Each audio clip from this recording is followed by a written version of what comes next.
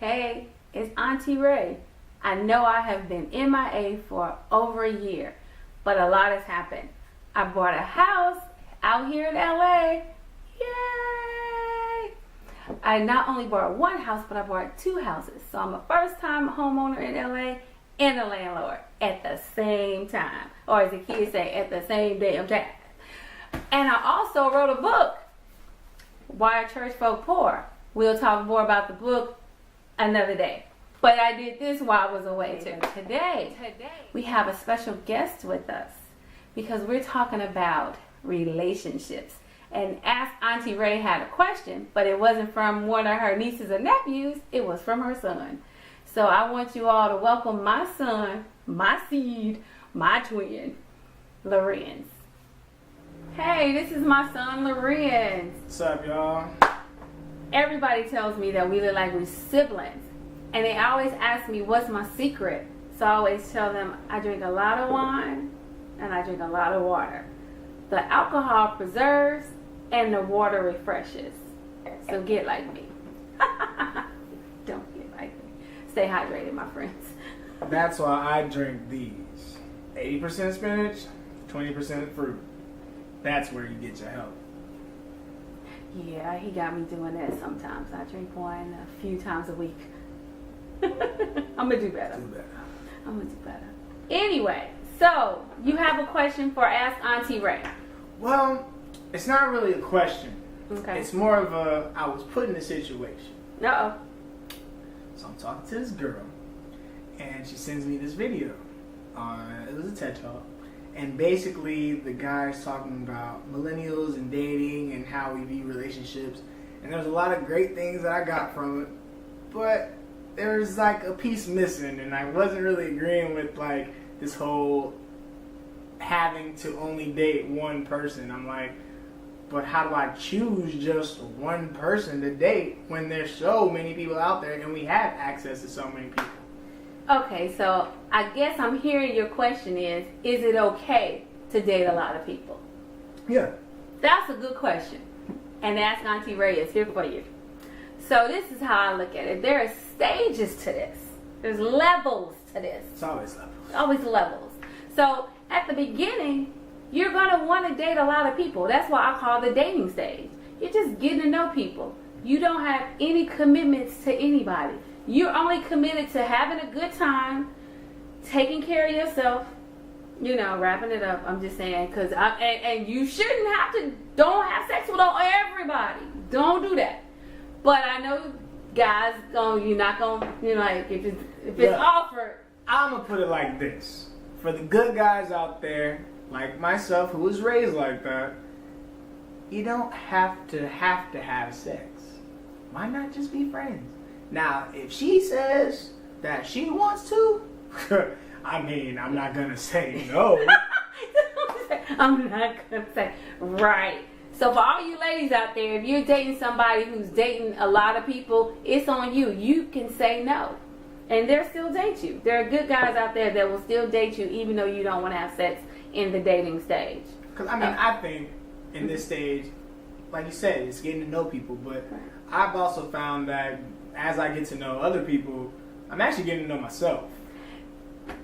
And that's a great point about dating. Dating not only is about getting to know other people, but it's getting to know what you like or what you need while you're dating. Because let's just say one girl, all of them are going to be cute, I'm sure, to you.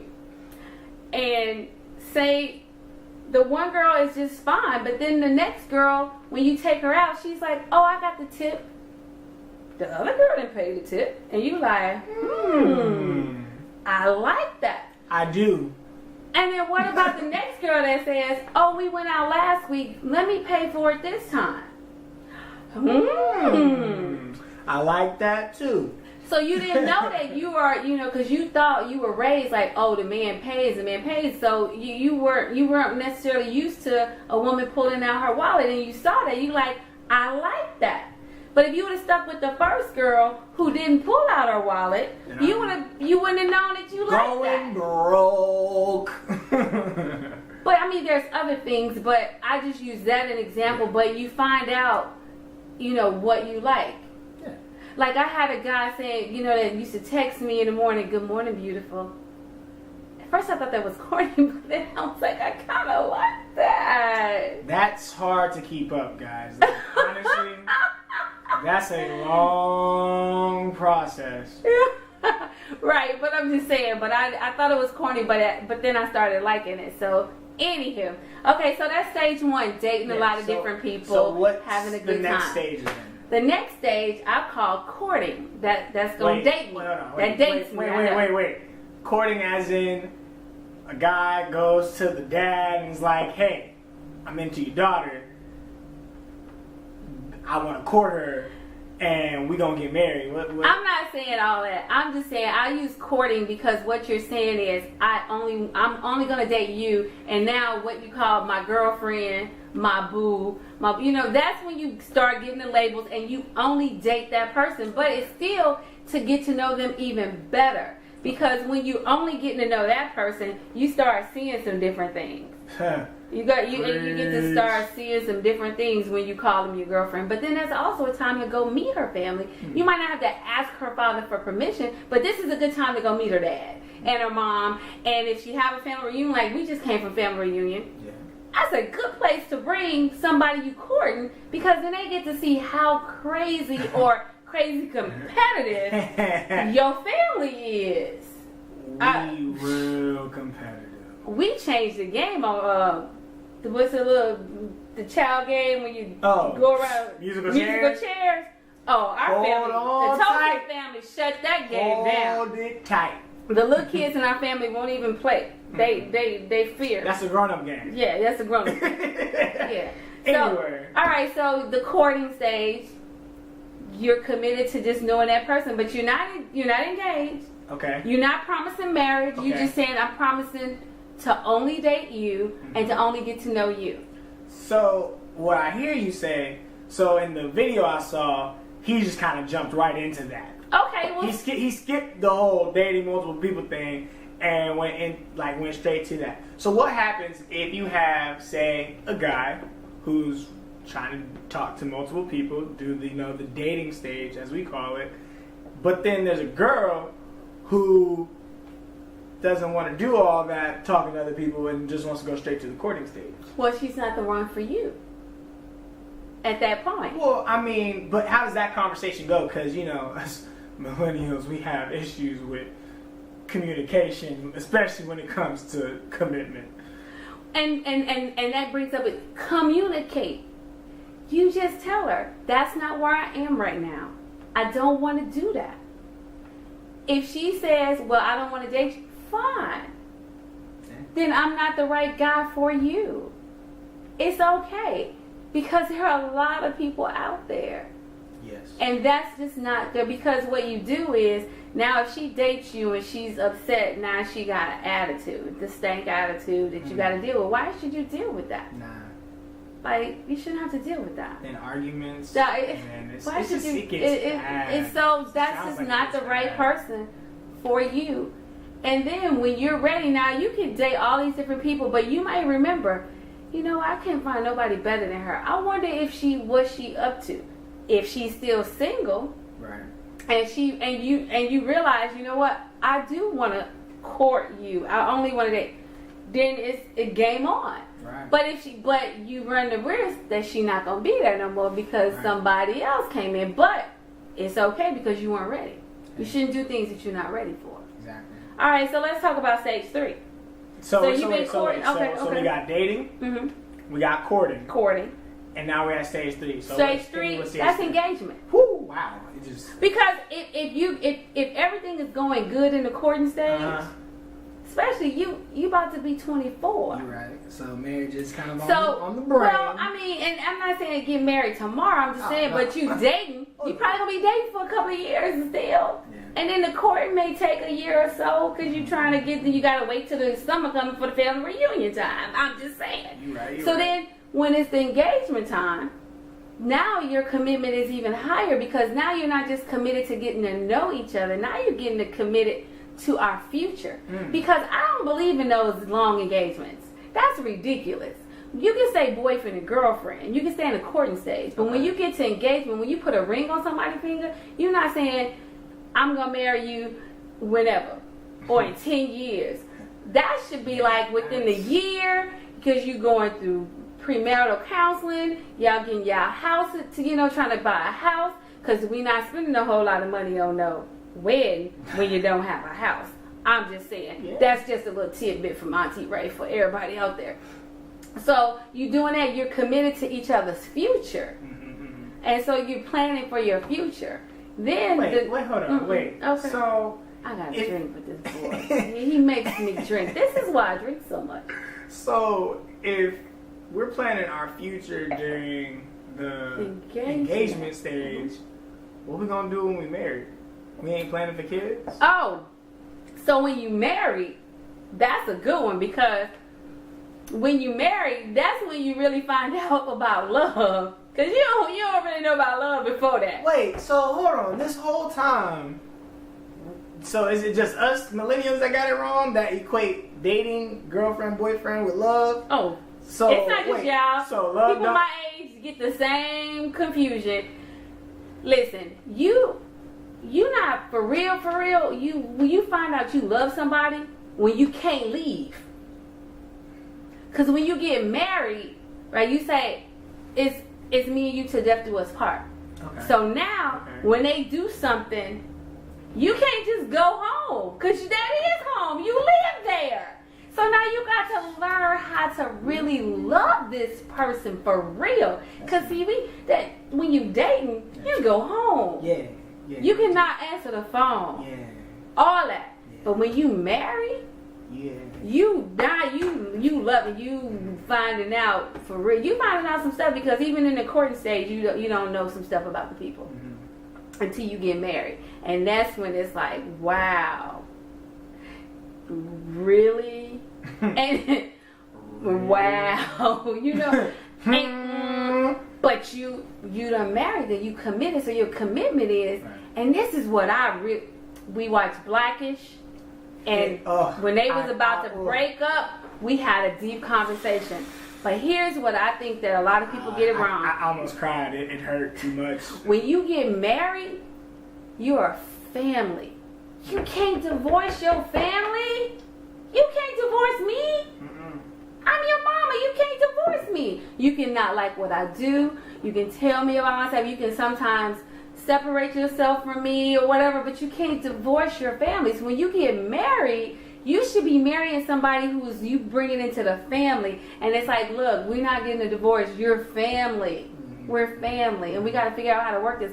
And then so when you're married, it's a lot. It's a lot. I've never been married, but just because I've never been married don't mean I don't know. There is a lot involved. That's why I haven't been married, because there's a lot that goes into it. You got to wake up every day committed to loving that person. In spite of whatever they do, you got to be there for that person. That's deep. And some people are like, oh, you should be like that for your girlfriend. I don't think so. Yeah. I don't think so. I think there's levels. There's levels to this. They do something foul when you dating. If you courting, you find out that person is crazy and deranged, you can get out. And I suggest that you get out. That is the stage to get out before you get engaged. Even when you get engaged, if you go through premarital counseling and the pastor started talking about stuff that y'all never thought about before, and you like, oh, these are deal breakers, get out. That's why you go through to me, I would say go to marriage counseling before you put a date on the wedding. Just in case you gotta get out. That's deep. Yeah, I mean, I don't know. Just to recap. Stage 1, dating. Talk to multiple people, but openly express that that's what you're doing. Right. To be fair to the other person. Let them know they don't have to have any sex with you. Right. And you still gonna date them. As a man. Right. It's not really my choice. I'm gonna say yes. But So we go from dating, and then you find that one person that's like, okay, all right, I think you're the one that I'm looking for. Mm-hmm. So then we go into this courting stage. Right. Courting, getting to know them better, meeting family members that I might not have met. Right. You know, hanging out, going to the family reunions, going to the cookouts, you know, doing some trips here and there, you know, the vacations. And then after that, we go into the engagement phase. When you ready to put a ring on it. Yeah, that right there. Right. That's commitment. And you suggest doing the marital counseling and all of that stuff. Before you set the date. And you said something really important about that's the commitment where you're looking at the future. Right. Now you really want to know when you're in the courting stage if they in debt. But when you engage, y'all's financials is wide open. Yeah. Cause that's future stuff. Okay. All right. Yeah. You know what you plan, like how you spend your money. You need to know that before you get married.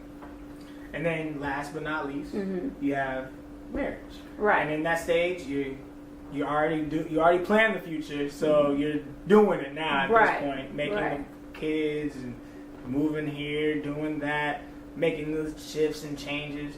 But it's a commitment for love and finding love, fighting for love, and putting love first. I like how you said that. Putting love first. Okay.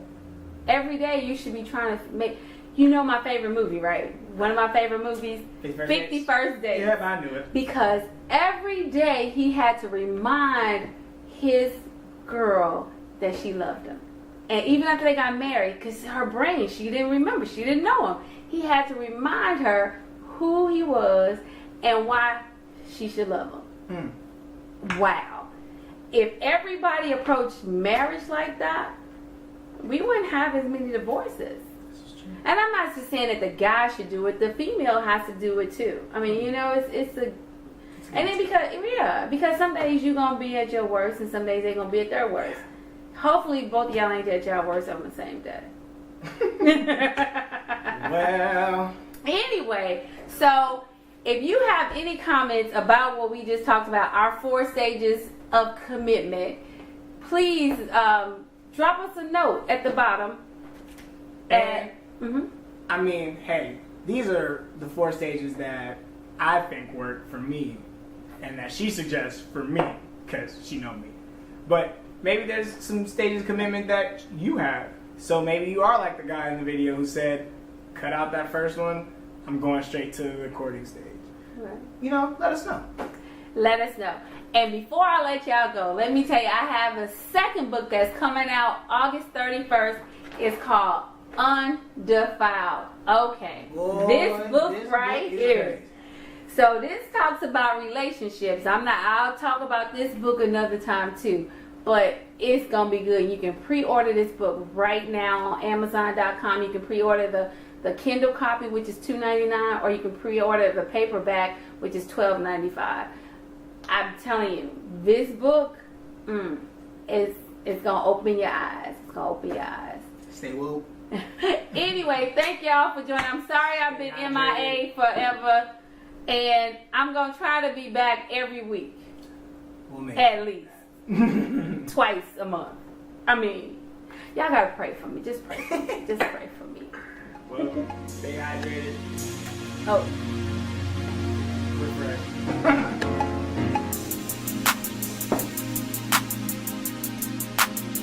Refresh.